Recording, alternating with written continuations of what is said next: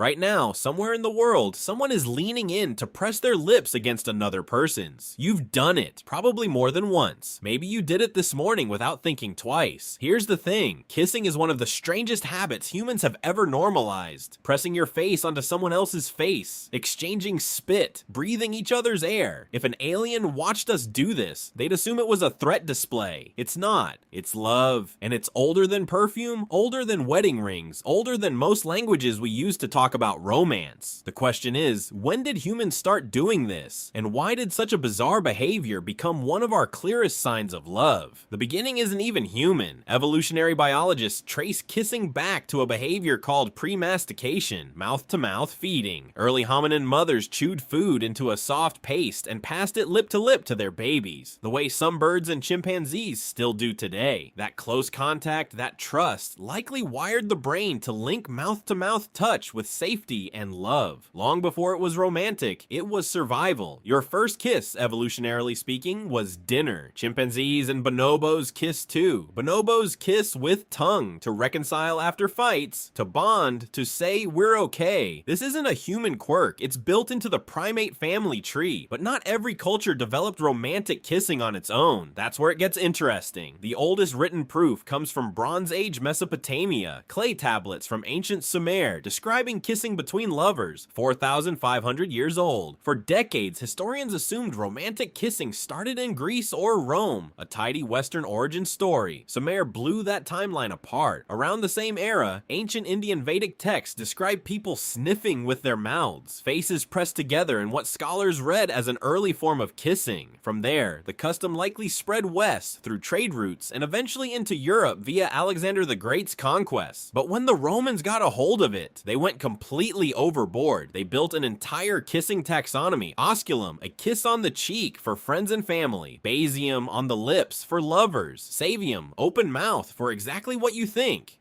Romans kissed to greet each other, to seal business deals, even as political gesture between emperor and subject. Kissing became social currency.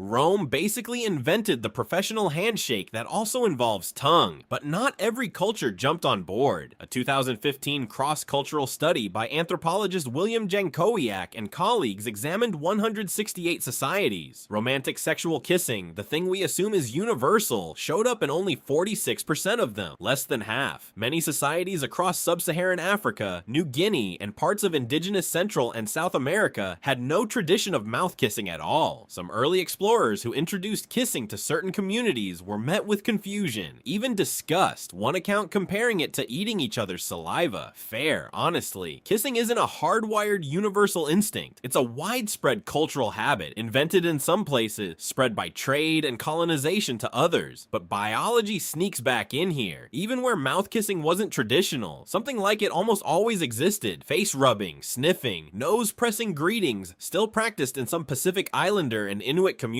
today. These behaviors do the same job kissing does. Get you close enough to smell someone, and smell is doing more work than you'd guess. Studies show people can subconsciously judge genetic compatibility through scent, an evolutionary hint about biological match. Kissing puts your face exactly where that signal is strongest. The next time a kiss feels right, thank your nose. It ran a genetic background check before your brain caught up. There's chemistry too. Kissing floods your system with oxytocin, the bonding hormone, along with dopamine, while cortisol drops. Your body runs a compatibility test and a stress relief session at once, disguised as something romantic. So here's the full picture. It may have started as a feeding behavior between mothers and babies. It shows up in our closest primate relatives as a peace treaty and a bonding ritual. It gets written down for the first time in Mesopotamia, 1,000 years before Rome existed. It spreads through empires and trade routes, picking up rules and rituals along the way. And even where it never caught on, humans found other ways to get close enough to read each other's chemistry. So next time you kiss someone, you're not just doing something sweet, you're running a scent test your ancestors would recognize, performing a bonding ritual older than most religions, and taking part in a habit that spread across the planet through nothing but curiosity, trade, and a little chemistry nobody could see happening. Not bad, for something that started as a way to feed a baby. If you want more videos on the weird, ancient roots of everyday human habits, there's plenty more where this came from.